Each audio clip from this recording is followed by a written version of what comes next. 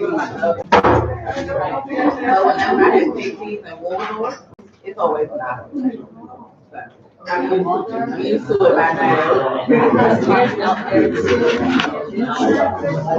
then because the PTs are at my time, they're right.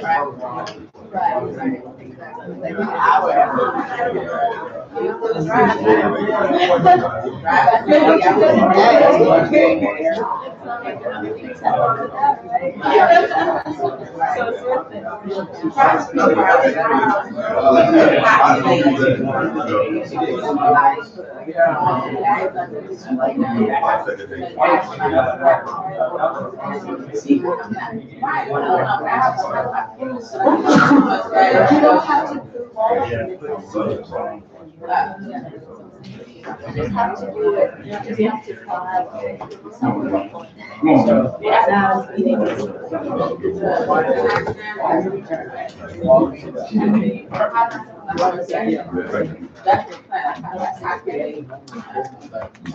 The best, thank you.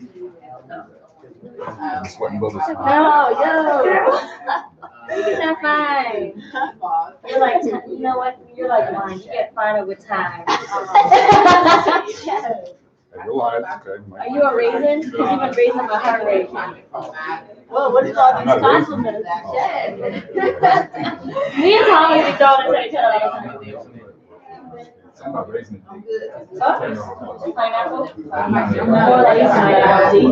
Yeah, something like this. Oh! Yeah.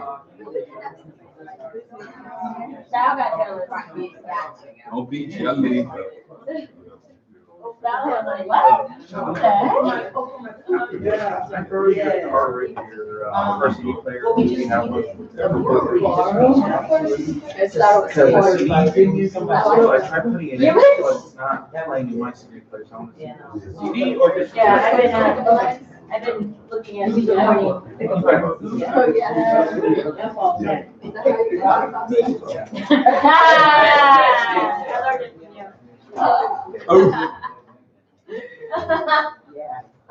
It's a lot.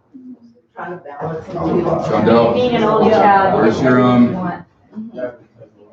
interview? I'm not seeing it. Oh, there, it's got it. Yeah. Oh, no, not that one.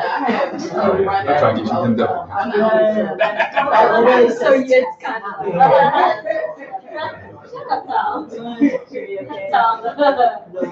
what are you doing? I know, what are you doing? You're not even he's a middle child. Everything's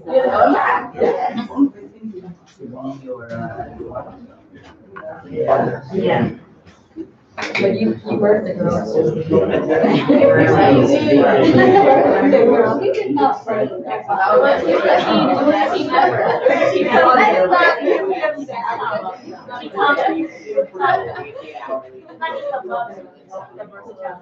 He was not there. He did not there.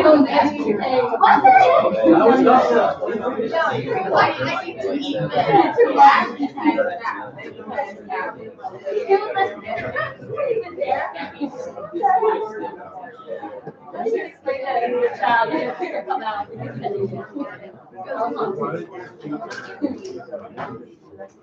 she's gonna worry about her.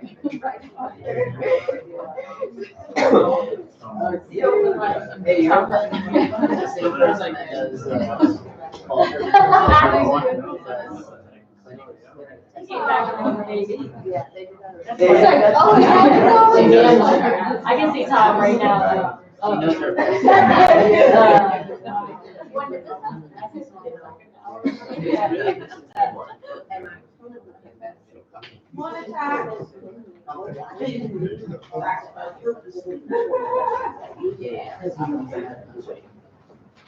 All right, good morning. Good morning. How's everybody doing? Great. All right, welcome this morning. Very excited for our meeting.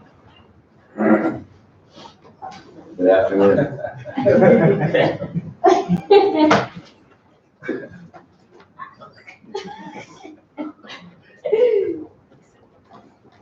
All right, we have a lot of stuff to cover in a short period of time, so I want to get started. I know we did this meeting on Zoom last week, and I explained to you guys a little bit about some of the changes that we're going to make on this, and some of the benefits of coming here and showing up. And I appreciate you guys making the drive. I guess the first topic we're going to talk about is the cash flow quadrant and doing interviews.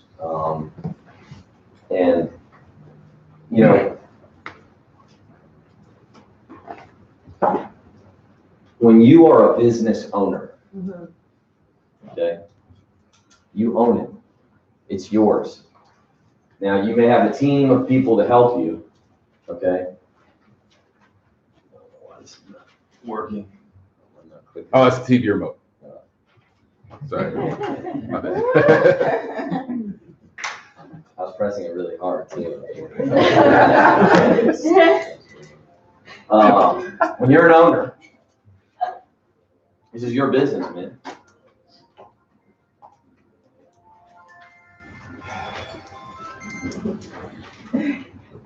Huh?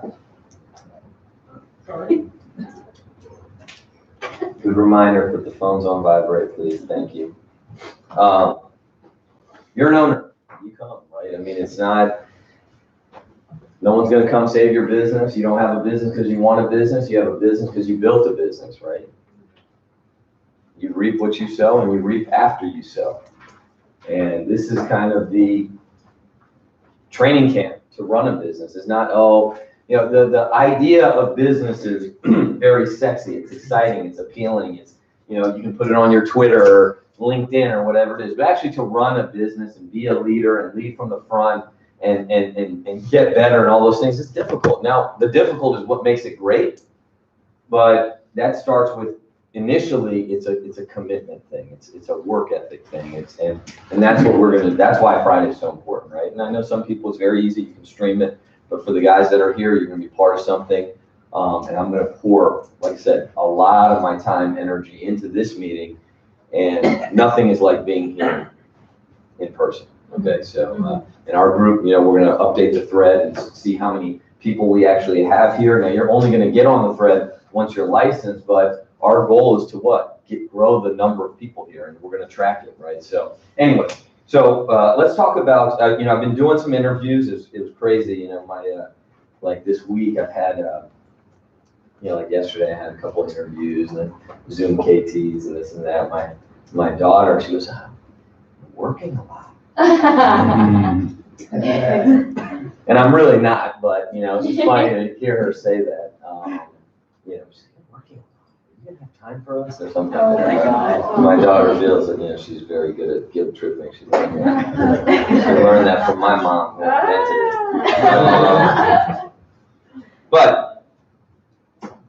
So I'm refining some of the things that we're doing, especially in my interview. Every interview you do should be like an op meeting. Okay. If you're not getting people, here's the thing, okay? When you read people and you're interviewing people, and I built my business doing one-on-one interviews, recruiting presentations, okay? I don't like the word interview, but that's the terminology that people use because I hated doing interviews, right? But if you're not getting people that are really excited and then calling you and saying, Josh, I've been thinking, your presentation may not sizzle enough, okay? So there's a part of that. Okay, and always remember when you're interviewing people, if they get really high, they also get really low. Okay, so I know sometimes you can hold hands and lean over the chair and say hallelujah, and I give my life to Primerica and this and that, and then they quit 30 seconds later. Okay, so that will happen. Okay, and usually people that get really high, they get really low. Okay, but if you're not getting people emotionally excited about our business, and you don't get these reactions where people quit, your presentation may not sizzle enough. Okay, now, remember this. Your kitchen table presentation and your interview are two totally different presentations. They may be the same slides and the same concepts, but they're different. Okay, it's a different process. It's a different demeanor. Some parallels, but they're totally different, okay? So, we've been talking a lot about the cash flow quadrant, okay? And I think this is a very good way to introduce the interview. Okay, before you start the interview, we're gonna start by talking about this. How do we introduce the cash flow quadrant?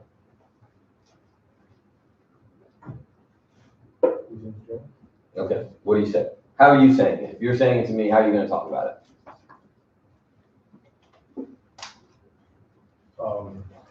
Losing control, you have control of your time and your money. Okay. What's the problem with that? What's the problem with doing that? That's a good way to do it, and you're reading the slides, okay? So I'm not. This is discussion. This is training, right? This is. Look, at the end of the day, I'm preparing you for battle. Battle's out there. People might say, yeah, I'm in control. I go to my job. Well, here's the thing, right? I was talking to somebody this week. You have to be very careful to judge people, okay? We're in a very sensitive society. People do not like being judged, okay? I mean, it's if you judge somebody, they are turned off, it's unattractive, and more importantly, they're not gonna listen. It doesn't work, okay? I always use the same story, right? I have kids, they have to take the medicine in order for the medicine to work, okay? If they don't take it, the fever's not coming down, right? So there's different ways you can do it. You can do it through, like my parenting method, bribery, right? That's what I do, right? I'll get you a toy, right? That's all I got. Okay? Money. Hey, you want something? Okay, I'll give it to you. Take your medicine, you can get a Nintendo game or whatever it is, okay? Not good parenting, but that's what I use, okay? They take the medicine. Sometimes pleading, sometimes yelling, sometimes you shout louder. That doesn't work, okay? I've tried. Yeah, I got very high decibels. It doesn't work, right? So, like what I do, okay, and I think that you should do this because I think this works, okay? And maybe we can. What do you do? How do you introduce the cash flow quadrant? What do you say? I start with financial independence. Okay. I'm asking them what financial independence means to you. Why would you want it? And then I say the reason why we want to help people do that is because it helps them have a better quality of life, which is what your control of time and money.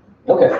I like something like that, right? Something to introduce. I do it a little differently. I think it works really well. I've done this in my op meeting for years, and it just, look, like I said before, I talked about this a few weeks ago. They want to know, are you who you say you are, right? Always remember that. So that doesn't mean you have to be filthy rich, okay?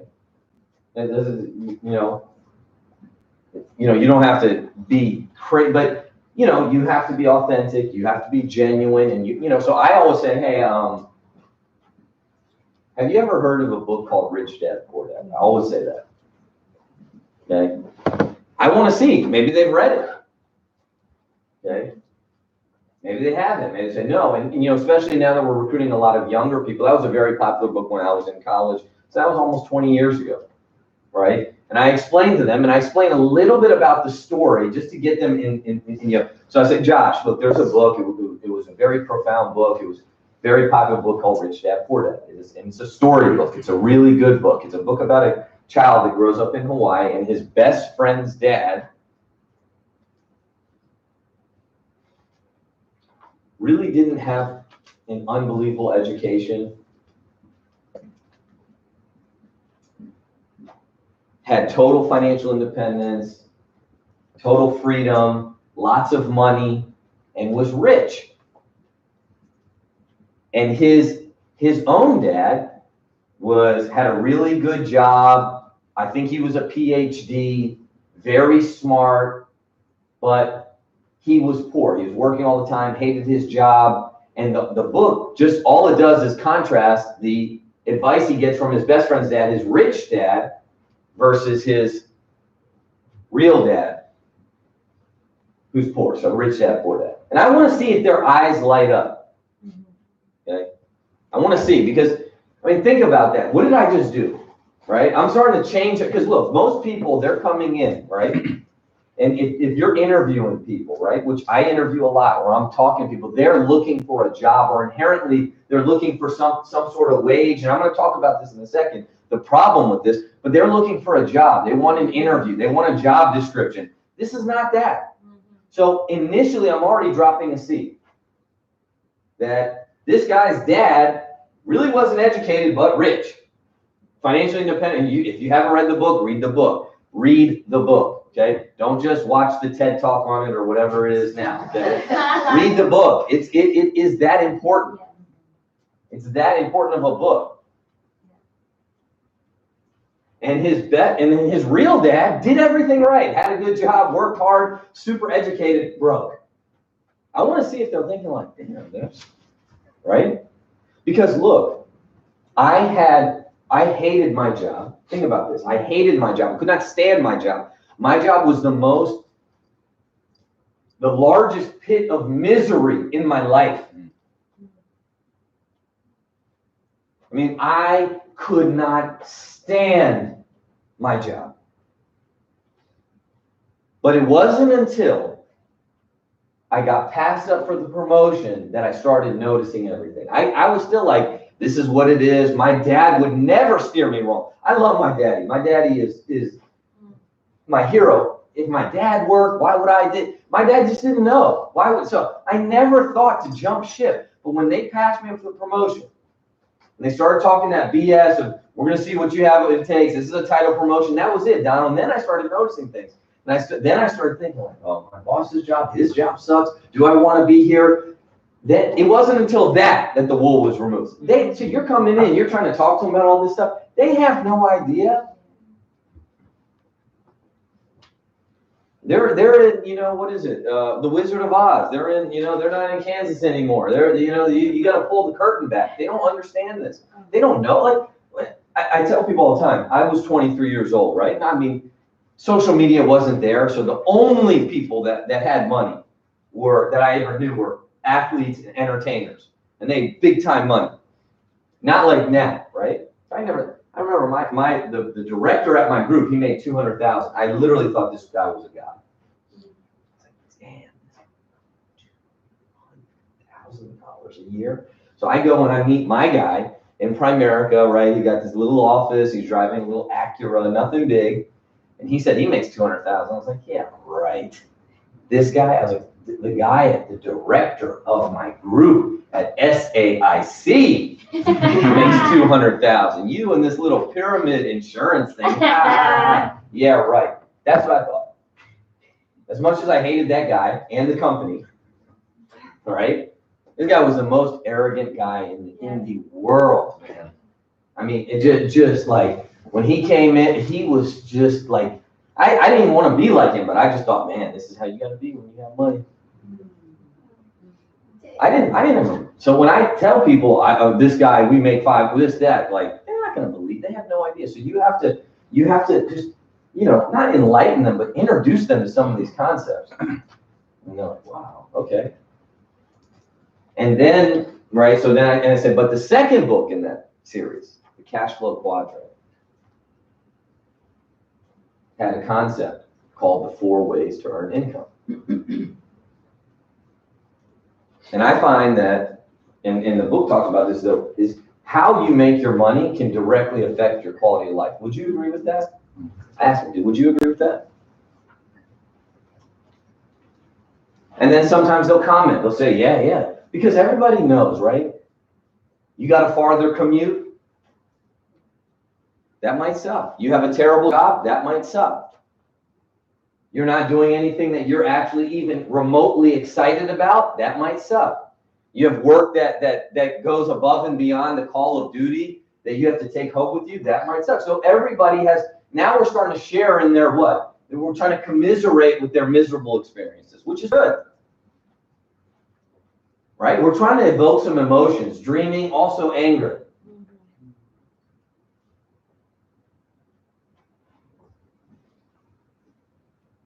So do you feel, right, that how you make money and how you earn income could affect your quality of life? Yeah. Do you? And then I'll ask them, not in a mean way. Always remember, because sometimes this isn't an interrogation. I tell them, this is not an interview, it's a conversation. I want to see, right? But I still want to ask them, right? I'm still going to establish what? Authority. Just a little bit, not dominance, but just authority, right? Now, if I gotta, you know, if I gotta give them a little backhand, I will here and there, right? But I don't want to do that. It doesn't work. It's only for my own pleasure and enjoyment, and it doesn't work. Okay, it doesn't work. Okay. But I'll say, hey, do you know the 4 ways to earn income? Let's ask. Do you know? They don't know. They have no idea. They know one way, and they don't even know what it is. They just know that's what you do. It's a job, but they don't know where that fits into the total picture of how people make money. Yeah. Some people do, but I knew. I mean, you know, I had, you know, had little side hustles, and you know, you guys know my story, right? I used to sell videotapes and stuff like that. We get HBO, and I would take the VHS and I'd sell the movies for 15, 20 bucks. And I'd make money. And I did that. I did a lot of things like that. Always trying to make money, right? Trying to do stuff to get more money, and you know, but I never knew what these things were called. I never knew how they fit into one another, right? I want to get them curious. I want to get them excited, right? So then we're going to start talking about the employee, and we're going to start destroying the employee, right? And I was thinking about this as I was talking to somebody, and I've been doing a few interviews, and I always relate, and I don't do it a lot, but lately I've been doing it. I always relate employees and salary as anybody who went to college here. Who's on college? Okay. Who graduated college? Okay. So who went to college? Okay. So you guys, anybody who had pass-fail classes? Right? What's a pass-fail class? Where it's not a grade, you just went in there and they either pass you or they fail you. Right. So like this is a new trend, I guess. You know that like that now is, you know, especially in your lower years of college, your first and second year, they have a lot of pass-fail classes, right? So you're not graded. The only thing is, did you pass? Did you fail? And I always used to tell people, like those were my favorite classes. Because when you're not a good student, you love pass-fail. If you're a good student, you don't like pass-fail. Think about that for a second. People that achieve, they don't like everybody getting the same grade. They don't like fairness, right? They don't like the stigma of bad grades. They like the stigma of good grades. But bad students, hey, we're all the same. You're not smart, we got the same grade. You came early, I came late, we both passed.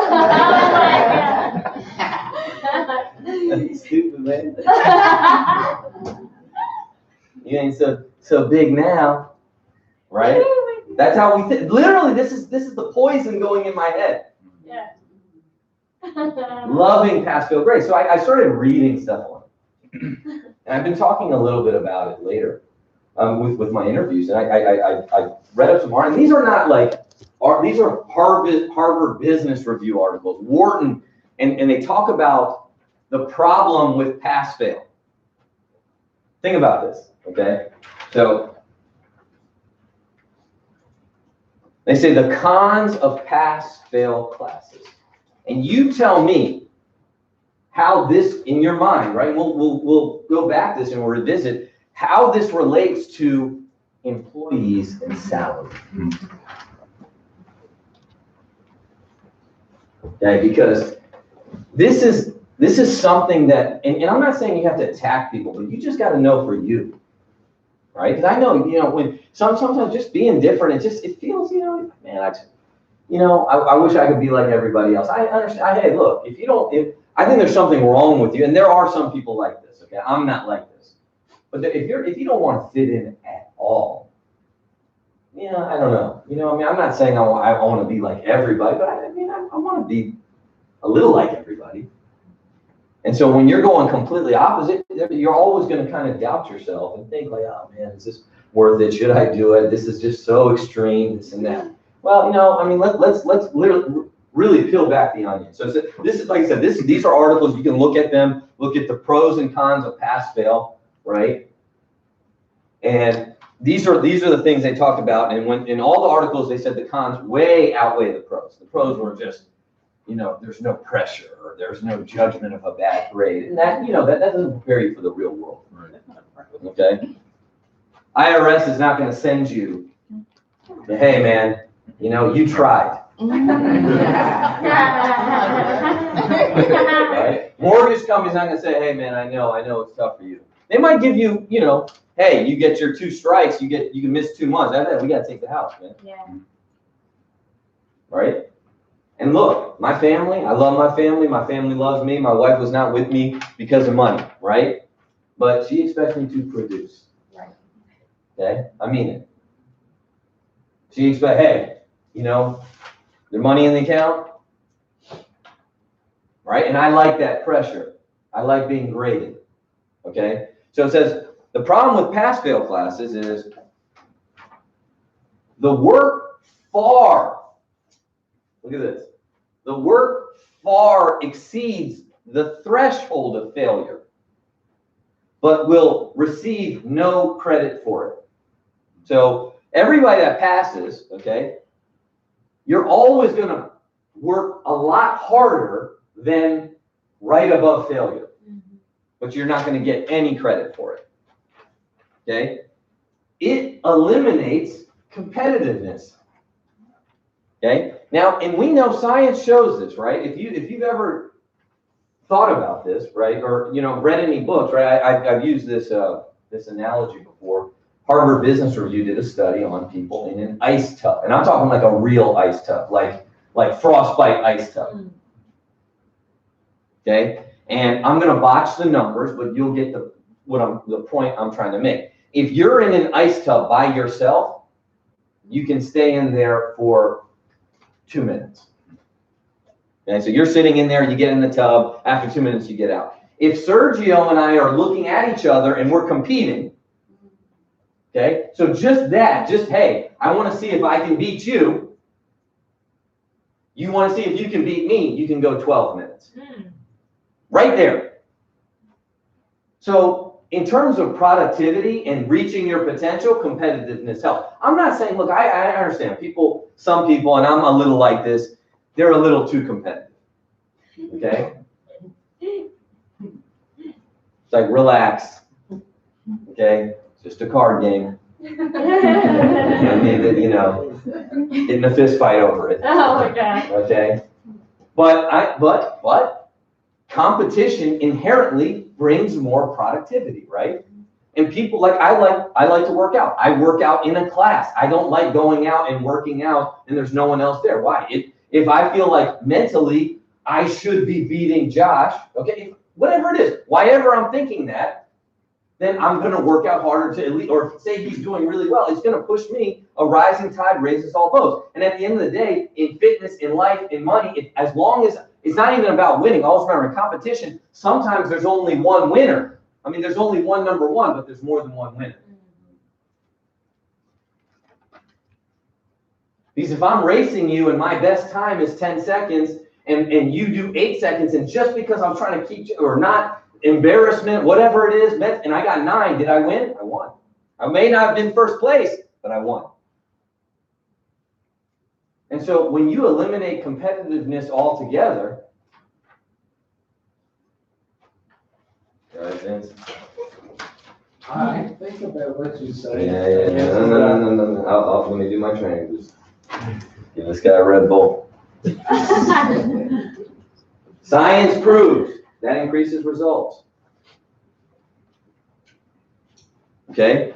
And they said there is a huge difference from attempting to get an A versus trying not to fail. Like I said, we're going to pull all this back to salary and working. Pass-fail classes create unhealthy learning habits. Number 1, procrastination. This is the thing about college that I hated, right? And this is all me. College taught me how to become a master procrastinator. That's what it did. I'm saying it's all me. Like, I had a plan at the beginning of the, semester of the class, and then it just kept getting pushed back, pushed back, pushed back, pushed back, pushed back to cram. That even got pushed back, so then it was cheat. Let me look. Did you study? No. Did you study? All right, I'm gonna cheat off you. That's it. That was my study. You studied, right? Did you study? Sit right there. That's all. That was it. Like 3 intense questions. You study? You study? I'll take it to lunch right after this. Don't cover up. Don't cover up. Cover, man. That was my college. I promise you. I am grown, paying thousands of dollars. Hey, cover me. Come on. This is it. Not doing the work, not studying, not reaching the potential, cheating.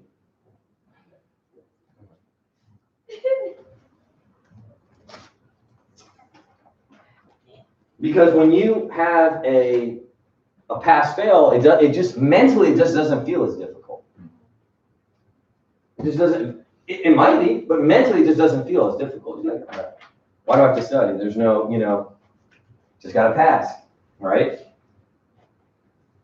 You don't develop confidence. Think about this, okay? My kids are in sports.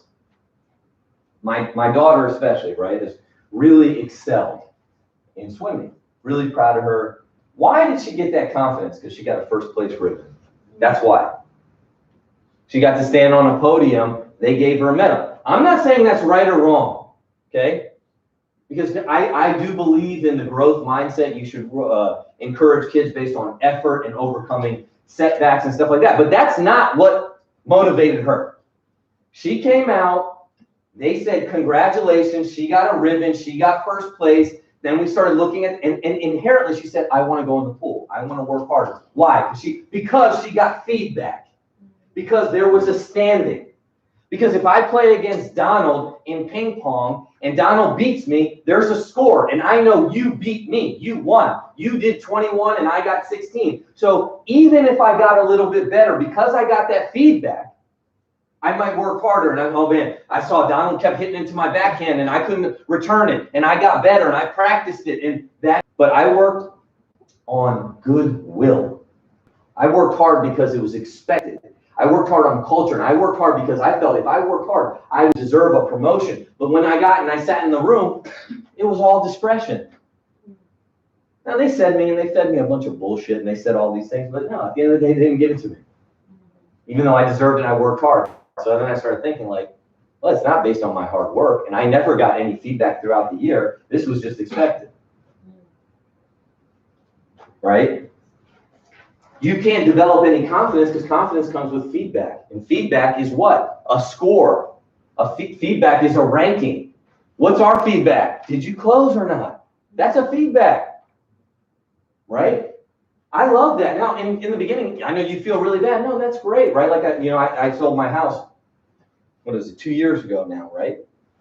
And this is just how I think, right? And so my realtor, he's okay. He's not like unbelievable. He's a friend. I got him this referral and, whatever.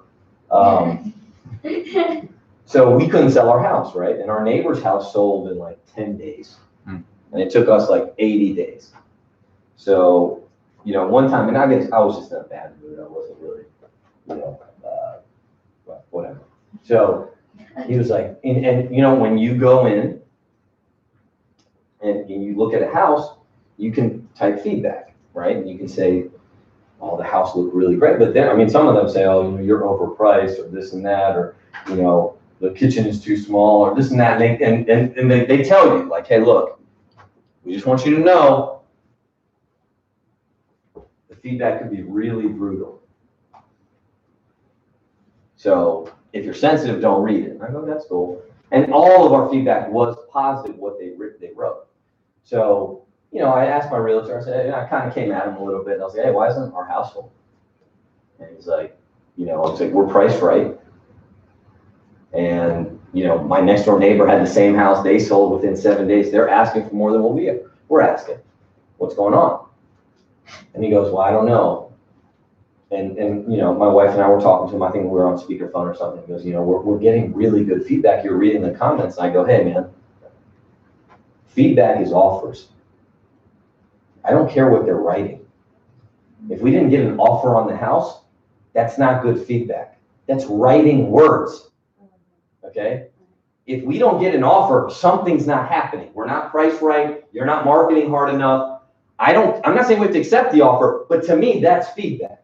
And like, he was just like shocked, right? He was just like, what? But that's how I think, right? I was like, I don't care what someone wrote.